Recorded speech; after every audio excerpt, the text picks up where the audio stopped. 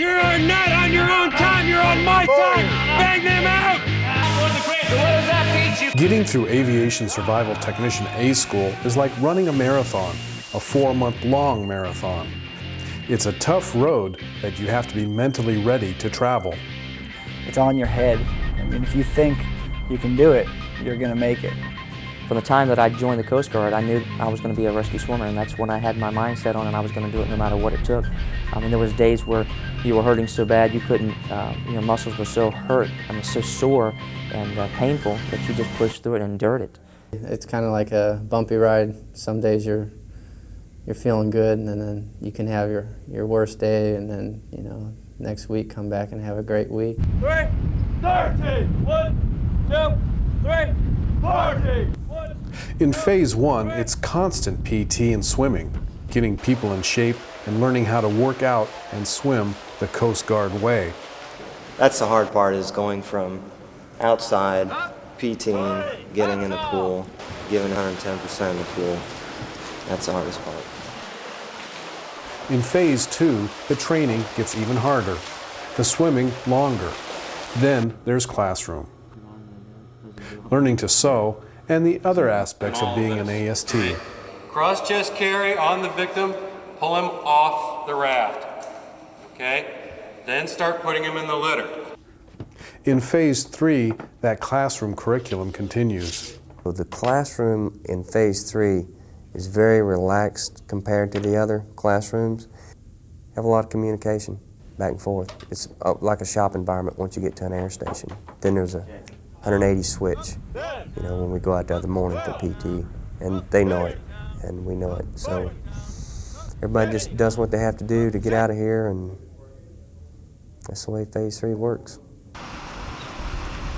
It's what happens out of the classroom in the pool that makes Phase 3 so difficult. We start the multis in the pool. That's very draining. I mean, most of the time when students show up for a multi on a PT morning, they don't usually get much sleep the night before. We just kind of sit up thinking about it. You kind of run over the different scenarios that they've been training you throughout the whole time. We have to turn up the heat physically. You have to have aggressive survivors, and you turn it up also psychologically.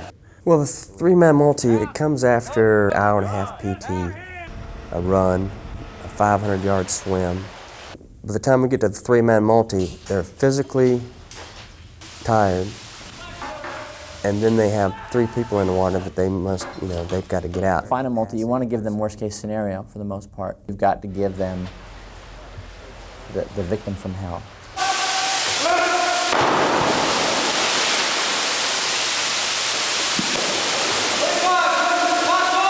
We make it really hard for them, and what that is simulating is worst case scenario. I deployed, I lost my mask, and that just makes your multi that much harder because it's harder to get air. You know, the snorkel helps you breathe. And it's harder when you're checking the legs and stuff. You have to surface higher. So it was pretty tough. That multi was pretty tough. So it was pretty grueling. Assessing the situation. A lot of cases throughout the whole training, you know, from beginning to end, I just felt like, you know, this could be my last day. I'm not going to make it. And a lot of times I'd have a lot of doubts and just think, you know, I'm not going to be able to do this, I'm not going to be able to do it, but I wouldn't quit. I was going to make it, so they'd have to throw me out, you know, and that's what got me through it. Definitely taught me a lot about myself. I passed limits that I never thought I'd be able to pass, you know. Every time I'd come to a limit, you know, they'd bring us past it, so your limits would keep expanding every time. And you just amaze yourself with how much you'd actually be able to do. This place is a real confidence booster. But oftentimes that last day when you shake their hands, you're real proud of them and the system and yourself, I guess, too. I'm very proud of them for sticking with it. A lot of those individuals had to wait 2 years to come here. I'm always happy to get a class, and I'm always really happy to get rid of them. It's a really good feeling to graduate a class and send them to their units.